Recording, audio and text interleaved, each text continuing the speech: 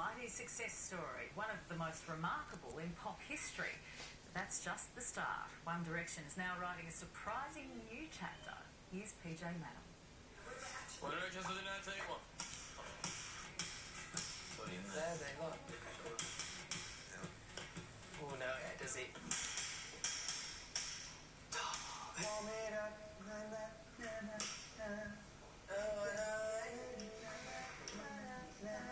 Is this Sea Boys warming up? No. No? Yeah, that's my milkshake when I was to the yard.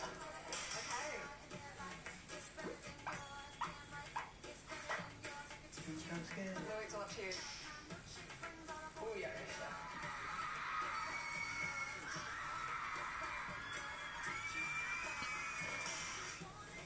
We've come to London to interview the hottest band in the world.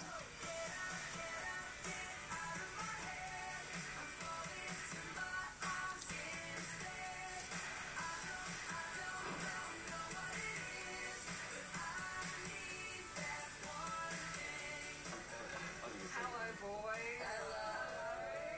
No, pleased to meet you. Liam. Nice to meet you. Hello. How are you, PJ? Can I say? Yep. Hi, how are you? No, good to meet you. And Harry, how you going? Oh, Yeah. wow, get a kiss from Harry. They seem like everyday young men, polite, courteous. But this Fab Five are making girls scream and faint all over the world.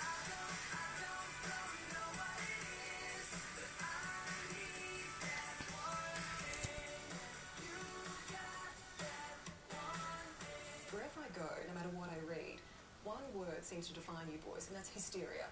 Yeah. Yeah. It's crazy, you know, we didn't really know what it was going to be like, you know, full stop.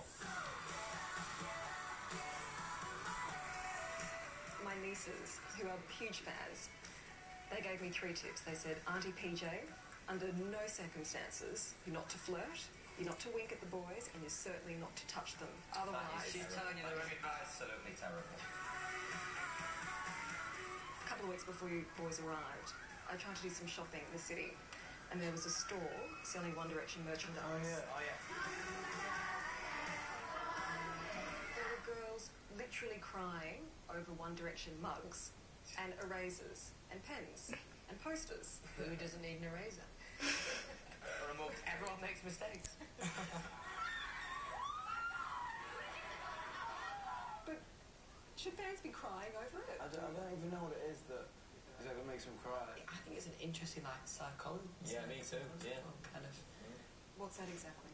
Well, just like, it's just funny that people would That's the cry. reaction to it. Yeah. Oh, it's something that makes you happy. You can understand it, but I'd love to know, like, the science behind it, actually. Me too. Let's go in depth. Have you ever been like that towards anyone? My mother's. When I never cried over I think if I was younger, when I was like 8 or 9, if I ever met the actor who was like the Red Power Ranger, I think I'd be It quiet. would have been really exciting. Yeah, but I don't know if I'd cry.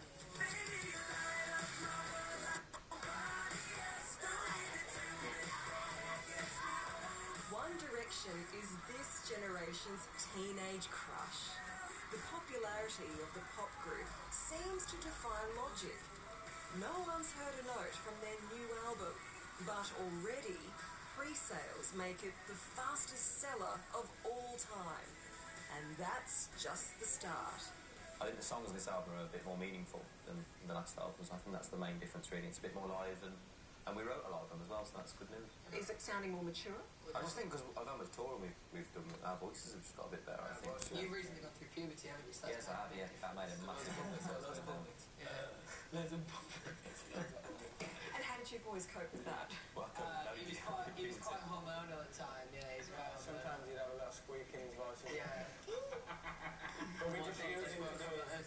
Oh, I'm Liam Payne. Right, lads. No, like we wanted to kind of the music to kind of grow with us as we were growing up. But there's nothing really drastic because it's only been a year since we made the last one. In Australia, your tour sold out within 5 minutes. That's insane. We love That's for next Australia. year. We love Australia. Yeah, Tell us- absolutely. I miss Australia. So do I. Well, everyone's so friendly, happy, loving life. It's buzzing. It is basically, yeah. Sorry, what was that? Buzzing. Buzzing. Buzzing. Really good.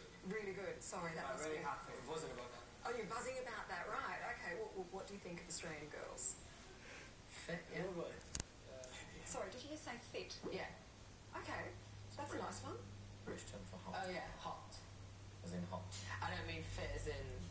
It's like hot. Fit and buzzin' is the way One Direction has been ever since it was born on a talent show 2 years ago.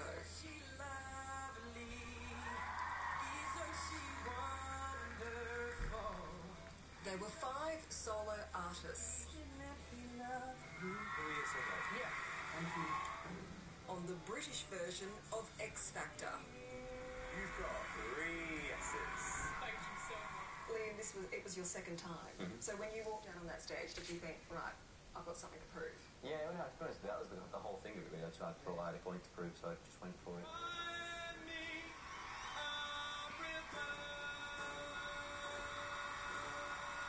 We got to the boot camp stage, and we got to the final category of the boys, and found out who was going to make it through to the judges' house stage.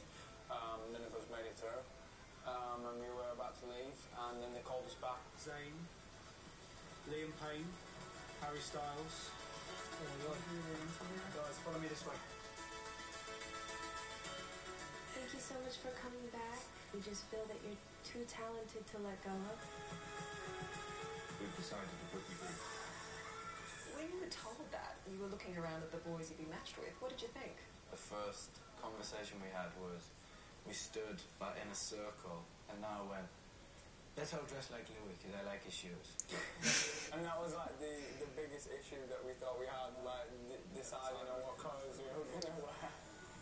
Right, you five now go towards the front of that camera. They didn't win X Factor, but it didn't matter.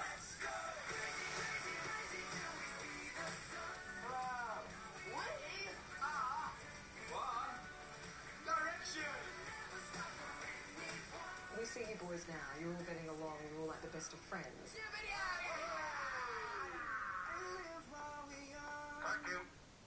Is the friendship manufactured though? No, not at all. It's such a frustrating question because I just don't. I don't understand how you can see the way that we are together on camera and off camera and look at it as you know it A manufactured being friendship. contrived because it's so evident that we do get on so well, and I just don't think we're good enough actors to pull off that kind of friendship. They've had to stick together through madness and meanness. Zayn, a Muslim, was targeted on social media this year after he tweeted a message at the end of Ramadan. A US blogger called him a pimp for Islam. There was a bit of negative, comments on there, and I didn't really like it, so I got a bit annoyed. I think that it kind of, it sent a message to those people that they can't get away with being like that. It's a bit ridiculous that people think they can act, big behind a computer and kind of get like that. But obviously, you realise, didn't you, that there's so many people that... Exactly, and then on the other hand, there's so many of my fans that are on there that, say so many nice things. And some of those fans are very, very possessive of One Direction. In Sydney, during all that mayhem earlier this year, Harry asked a radio station receptionist for a date. She was absolutely hit with a barrage of hate mail. What do you think of that when you hear of some of your fans being treated like that by some of your other fans? It's a difficult It's one. really difficult Yeah, it's because they're just like Very passionate. extremist fans, like very passionate, aren't they? Yeah, no, they're really passionate, so it's... I think when that kind of thing, when it's that extreme, it is a majority of fans. Not a majority, a minority of... Yeah. But when it gets to this level, is it all a bit insane for you? I mean, do you just kind of think, oh... I think it's important not to take it too seriously and just enjoy it and just take it for what it is and just be like, this is buzzing.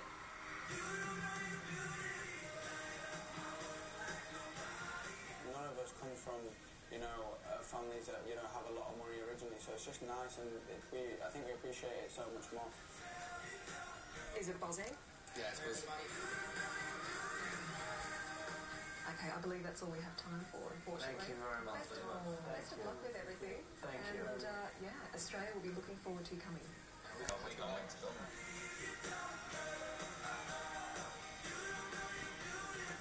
Thanks, boys. Oh, I get another kiss from Harry. Thank you so much.